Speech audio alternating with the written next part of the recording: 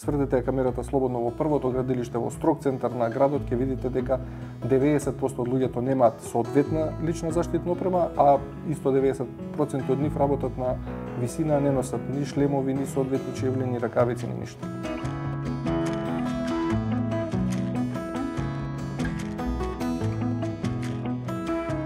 Само за ваша информација, во последниот месец од новата година, во јануари 2024 година, имаме 2 смртни случаи токму во секторот градежништво. Преку 200 повреди на работа имаше токму минатата година. Преку 20 беа со фатални последици, односно со смртен исход. Излегува дека скоро секој дневно некој се повредува на своето работно место или па 2 пати во месецот некој ни гине на работното место.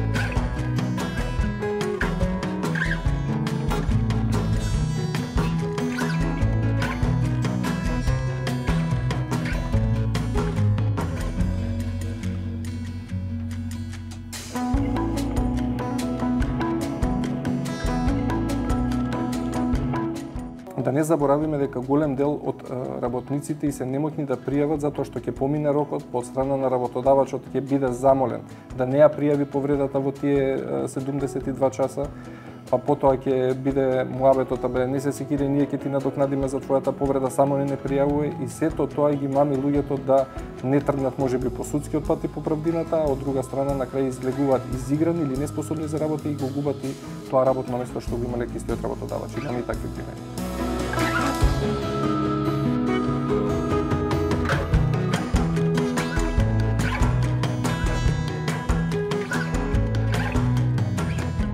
Во меѓувремето и човек е изложен на многу трошкови кои што спаѓаат на негов товар, на семејството, без разлика дали се само тоа лекарства за лекување, туку има и намалена плата и така натаму.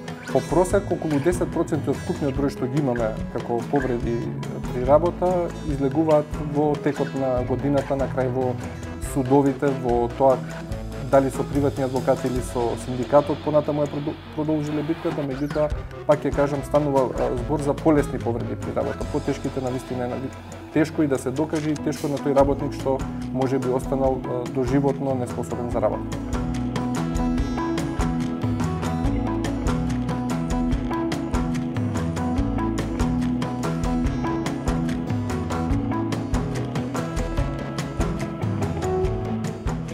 Високо ризично работно место и човек што е постојано на терен да зема испод просечна плата, не очекувате вие да биде попродуктивен или да остане во оваа држава. Затоа имаме огромен екзодус, затоа се што беше квалификуван, високо квалификуван кадар си замина од државата и ние се бориме да ги зачуваме работниците, соодветно да ги образуваме и заштитиме да останат тука, да продолжат да ја градат домашната економија, а не економиите на Германија, Австрија, Швајцарија и така натаму.